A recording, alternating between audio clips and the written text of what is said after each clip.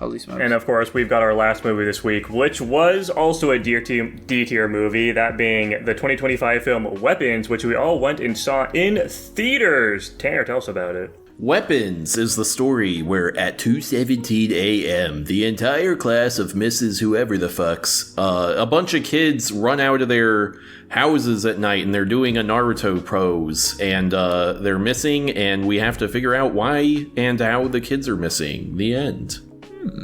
Fun fact. What the fuck does this say? Oh, that running posture the kids do was inspired by that famous Vietnam War photo of the girl that got lit on fire. Oh my god. Oh, that sounds like some whitest kids you know shit. What? I don't know. Sad fun fact. Not Okay. bad, not good. That...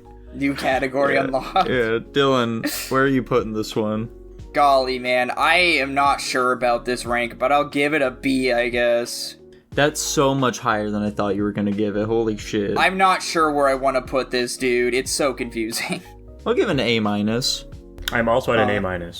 Damn. I am also at a B. Let's go. Tanner, my goat.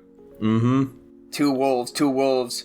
So my big problem with this film is, it just, if I had to describe this with, an aesthetic label, I would say millennial cringe slop. It's just, the sense of humor and the style of it and whatever is it's just very, like, Rick and Morty, you know? Like, a specific example I'll give is, like, with the jokes, quote-unquote, in this movie, 3 of them are literally just a character saying fuck, and that's the whole joke. And one of the jokes is literally someone saying, "Do you have AIDS?" And I'm like, Christ, dude, it's just so embarrassing. And even with that ending too, the whole like, oh, over the top, like gory, bloody thing, like that's so millennial cringe to me as well. And it's an enjoyable scene, sure, but unfortunately, I'm also watching it and just thinking in my mind, the biggest retards on the planet are eating this shit up, and it makes me enjoy it less. Dude, Tanner, just a quick temperature check, I guess you could call it. In your viewing, how many people in your theater were laughing at the movie at any interval? I guess everyone. Okay, just wanted to check. They were laughing at the parts that were meant to be laughed at. I wasn't paying enough attention to know if it was parts that were supposed to be laughed at, but I do recall thinking that there was too much laughing for a horror movie, and I thought that was not good. It's pretty normal for horror movies to also have comedy elements in them. It helps to It helps to ease the tension to get you ready for the future scares. Dude, I just think that this movie had a tonal problem. No, I disagree. I didn't like the tone, but I don't think it was a tonal problem per se. The tone was a little too millennial for the guy. It's a little too bisexual millennial with autism for him. Yeah, that is what I just said, but my other big negative is our main girl character. She's so fucking annoying. I hate her so much. I wouldn't go as far as to say she's annoying. She's a bad person. I wouldn't say she's annoying. True. I disagree. Bad people are annoying. I'll throw out my positives. Josh Brolin is great in this. I loved his character. I think the premise is pretty solid. And all of the technical stuff on, how you make a movie look and sound good and whatever, that's all really solid here. It's a well-made film. I agree with that. I don't like how they didn't explain how the witch worked. They were just like, yeah, she has powers and it varies for some reason. And then also for some reason... It seemed pretty straightforward to me. Yeah, and also, how into the minutia do you want them to get with the explanation? Like, you definitely don't want to over-explain your horror characters. I don't want it, I'm not saying, it just didn't feel like, the premise of her power was like, you get something personal of theirs, she gets her blood on a stick, and she breaks the stick, and then it just kinda, why, I can't what even else remember is there to understand? It's like voodoo doll rules. I'm trying to remember. I had more details. I don't remember enough about the movie to even formulate this argument anymore, so I don't even know why I'm trying. But... Okay. Let me go into a criticism that's not bad, that being that this movie utilizes a lot of jump scares, and I think that's lazy. Anyways, go on. I think there was a funny editing moment where the kid stepped over the salt line at the end, and then it did that weird camera zoom on the parents, and they definitely should have caught him, but for some reason he made it all the way down the hallway. It was a weird edit portion of the movie. Also, one part that was... I don't know how I felt about this part, but at the very end where it's like the dude and the woman in the house, and the crackhead guy keeps like getting up and attacking the guy, and he keeps throwing him off. That's the one portion that everybody kept laughing at. I'm like, this part just feels stupid. I don't like it very much. It was a little silly sense. slapstick, Dylan.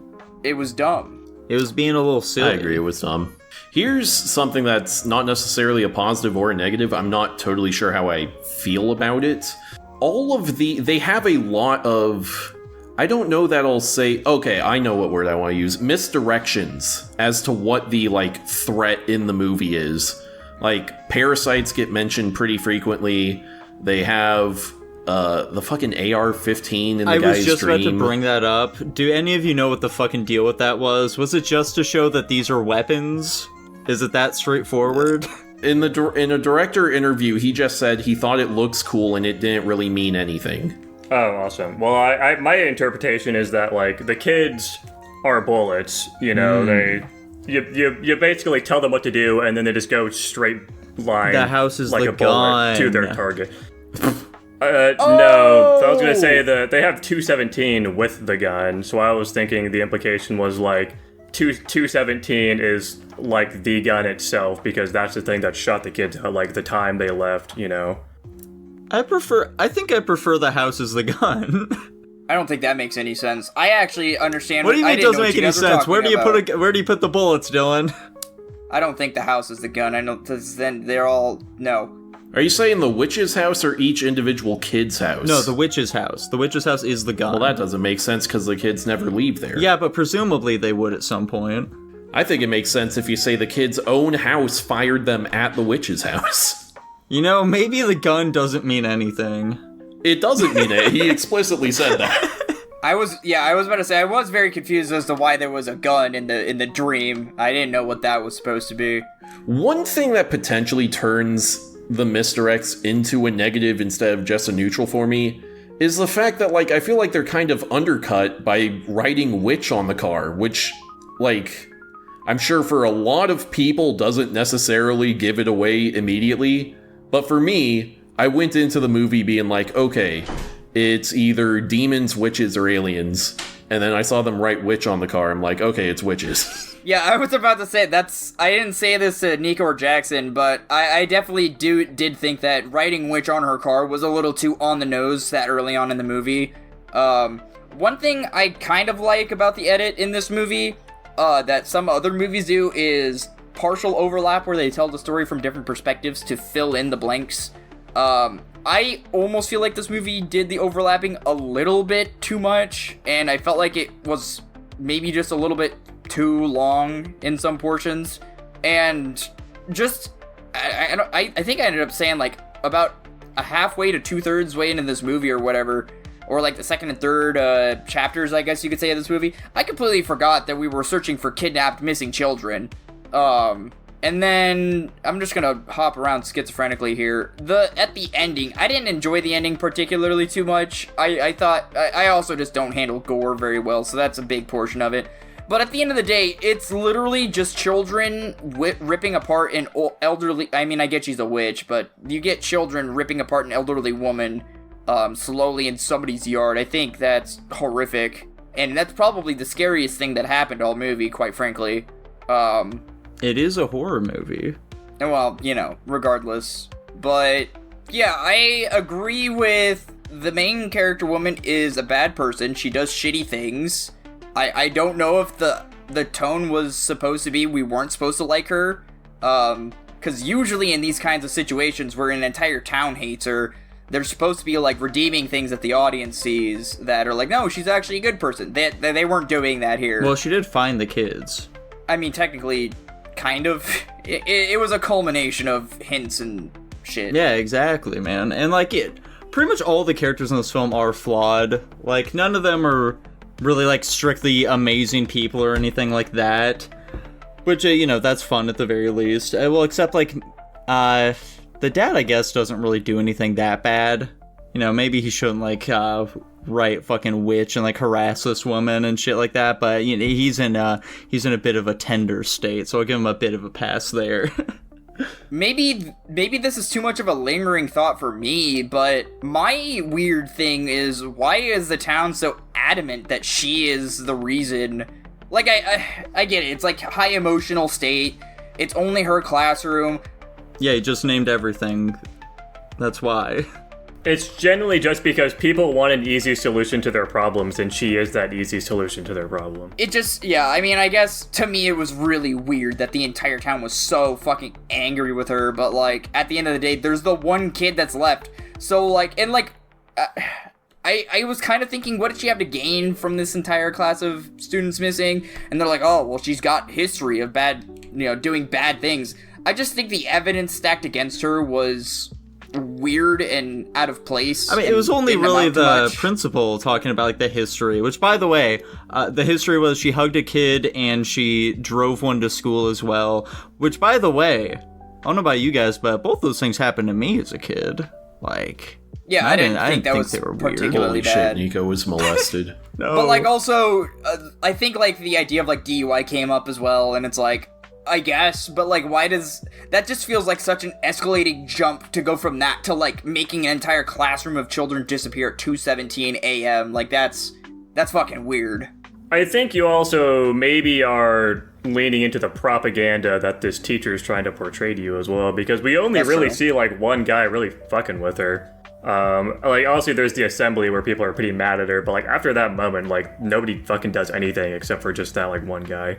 Yeah, I mean, I guess maybe that is the idea, because she just really makes it seem like the whole town is out to get her from the beginning of the movie, and maybe she's just playing the victim here, and I fell for it. Yeah, which is exactly what the cop is, like, saying to her when they're in the bar. Yeah. Well, like, by the way, going into this film, I had, quote-unquote, gotten it spoiled for me. I heard some things about it. For example, what I heard was that the teacher, she was actually the witch for real. Like, yeah, she actually did just, like, kidnap all the kids. As well as, like, I knew that, like, fucking the kids, like, tear her apart at the end. There was, like, some other thing that got spoiled for me that I don't think actually came to fruition. But yeah, that just wasn't true, and honestly, I kind of wish it was. I wasn't super satisfied that it was like, oh yeah, it's just like some crazy witch is the bad guy who did this. Yeah, it just felt like there was no resolution for me. There was... I wouldn't say that, but I just didn't like it. The witch character just didn't feel like a character to me. It was just kind of whatever. Yeah, I'm not crazy about the ending either. It feels like it wraps up really quickly, for me, at least for me. It's a long feeling movie. I don't think the pacing's bad, but like once we get to the this is another kind of tangential thought to the ending not sitting well for me, is that just like the whole like chapter of the kid, I don't know, man. I kind of am not a crazy fan of them just like giving away everything all at once. I would have liked there to be a bit more mystery of what's happening, because at a point I just kind of didn't really care. It just felt like I was watching an action movie more than anything. Yeah, once we got to that point, it was like, oh yeah, well, they're just laying it all out here for us. This is exactly what happened. Yeah, which it just felt strange to me. Yeah, especially like, up to that point, the film was doing a really good job with like each character. It was like giving you like these little fucking cubes of meat to hang off of a little fishing pole, dragging you along, being like, oh, this is pretty neat, but like we're going to this other character now. Oh, check this out. This is pretty cool. We're slowly giving you, drip feeding you what the plot is, but it's like, oh, okay, well, I guess we get it now. Yeah, very strange. I mean, I guess it makes sense in the context of, like, it leading up to, like, I think it works for the ending it's going for, but I wasn't a crazy big fan of the ending, so alas. Some other random positives, like Nico said, I think this movie does a really good job of, like, building tension. It's a very nerve-wracking movie for a good part of the early parts, because you just don't really know what's going on. It's like that one scene where the teacher's, like, camping out in her car, and we see the mom of the kid that didn't get kidnapped come out with the scissors and like enter her car. Very well done. There's a lot of general shots like that, I would say. It's just, I can't even mention at the start, it's just a really competently made movie. The cinematography is great. I think everyone does a really good job with their acting. It's just a really well-made movie that just has some random hiccups for me. Yeah, like during that scene with the woman and the scissors, it's like, oh, she's like walking all weird. That's fucking very creepy. And then she like walks right up to the fucking window, and then she just walks out of frame. It's like, oh, but then you hear open the back door, and everyone in the audience fucking gasped at that. It was fucking terrifying. I gotta say, at least, maybe I'm the only one, because I have, more personal gripes, I guess, with this movie.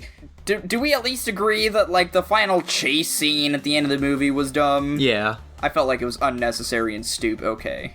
We weren't the target audience for it. I also think it was just stupid, but also I saw plenty of people say they thought it was fucking hilarious and added a lot to it. Frankly, it just completely ruined my immersion at that point. Yeah, I was gonna say, sure, it was funny, but, like, again, I guess you guys telling me that there's comedy in horror movies, okay. I don't watch horror movies to laugh. Quite frankly, I don't watch them really at all on purpose. But yeah, I think that entire last sequence ruined the tone of the movie at the very end. I think it didn't land well at the end of the day. And it does end on a very strange note in that, like, we see, like, the dad who also got possessed somehow. I don't know how she possessed him so quickly, but he, like, immediately snaps out of it once the witch dies. But then, like, all the kids are just kind of standing there, and we get, like, the fucking epilogue where it's like, yeah, some of the kids, they started speaking again. But that little boy, his parents, they're just fucking out of it. So it's like, what? Yeah. Why is that? That you reminded me of, like, another part. That was what I was talking about with, like, the ambiguity of her powers. Why was she just able to possess the dad so quickly and out of nowhere? Like, what's the line here? I mean, presumably when she jump scared him, she got some hair or something off of him and she had a stick on her already. I guess. And I think, I don't know if this is going to help you at all, Nico. The logic that I came out with as far as, like, why some of the kids were talking and some of them weren't, and I also have one other thing to say adjacent to this when I finish. I imagine that the reason the dad was coherent and the kids weren't is because I feel like it probably just has something to do with, like, the duration in which they were entranced by the witch's magic, I would imagine. The dad was probably only entranced for, like, half an hour, maybe, while the kids were entranced for, like, several weeks, assuming, and then the parents were even longer than that. Here's a question kind of related to that. Mm-hmm. Why didn't the witch just possess the other kid? Because I think it's just because she genuinely, like, had actual use for him, and it would have been, like, she can't just make them act natural. They always act very unnatural. Yeah. And she just used him, like, if I guess she wanted to spend more of her time doing witchcraft bullshit and not go and buy soup in bulk, and it would have been weird if the kid, was fucking bugging buying the soup. But it raised more questions. And I will say... Sure. Having the movie start with a child narrator was kind of strange and didn't land well. Why but not? Also ending it... What's wrong with that? It felt, I don't know, it just didn't feel full. It didn't feel complete. It felt off. But, like, also ending it with the child narration as well. And also the way that they just had him summarize, like, oh, these are the events that happened. It's like... okay, and then the movie ends.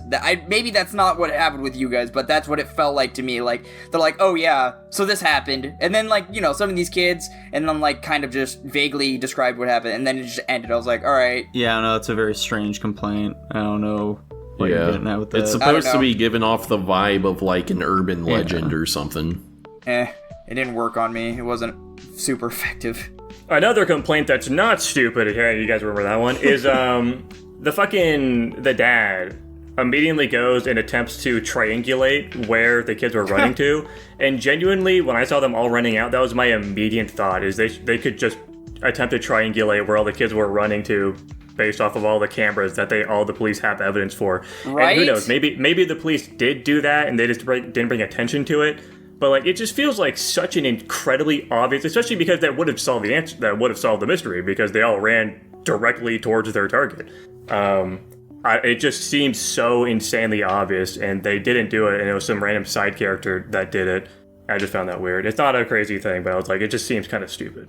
Compound that with the fact that we find out somewhere in the middle of the movie that the feds are also investigating this, so it is very strange that nobody else thought to do that. Well, I guess it's like, did they all run in a straight line is the thing? Because, like, in order to do that, they'd have to be, like, fucking bulldozing through people's houses and yards and shit. They had no problem doing that at the end, but regardless, I think for the most part, Jackson's kind of onto something there where, yes, maybe, like, because when we got to the kid side of the story, they were, like, kind of convening on the street. But, like, at the initial, like, start of it, yes, they all bolted out of the houses in, like, a general direction that pointed towards a certain area. So I think let's also there's just validity fucking to make that. it cut and dry here. The fucking dad had 2 data points, and he was able to solve the mystery with just that. So, you know, regardless of if they actually were truly running fully straight or not, it was a solution to the problem that wasn't solved. That's fair. You know, police, they're infamously slow to work. Why did the teacher get alcohol after being told to go straight home? And also, why would she want to be caught 'Cause she's an buying alcoholic. alcohol? Wouldn't that... She wanted to get fucked up. I won't ever understand these things. I am a boy pure of heart. The guy said that she always turns to alcohol in times like this, so we saw her turning to alcohol.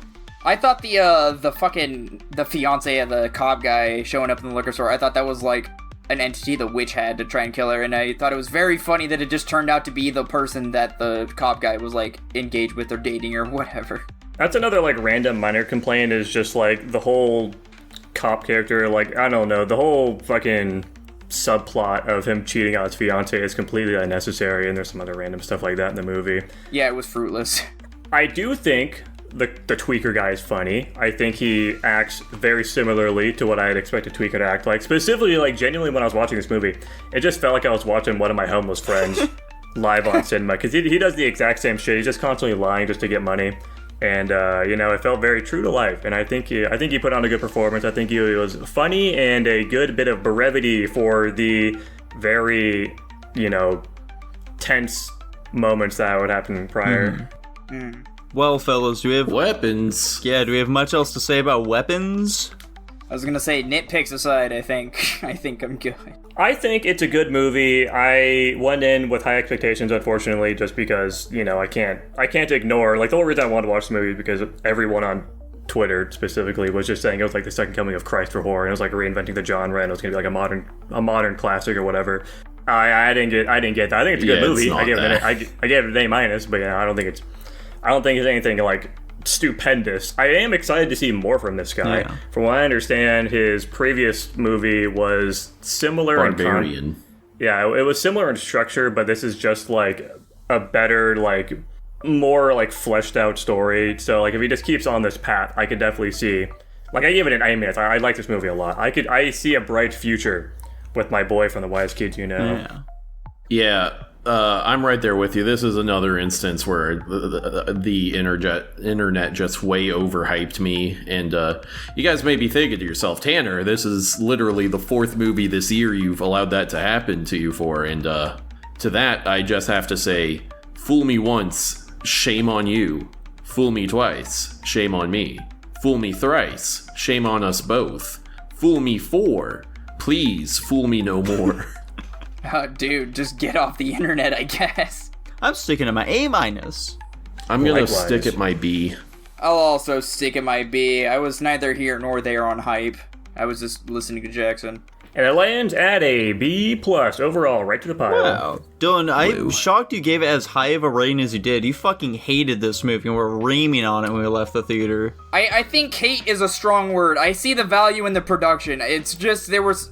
I believe as we were leaving the theater, you said, so that movie was bad, right? I had to think on it more, dude. I think it was a lot of minor things. I think I blew it out of proportion a little bit. It was fresh on the noggin.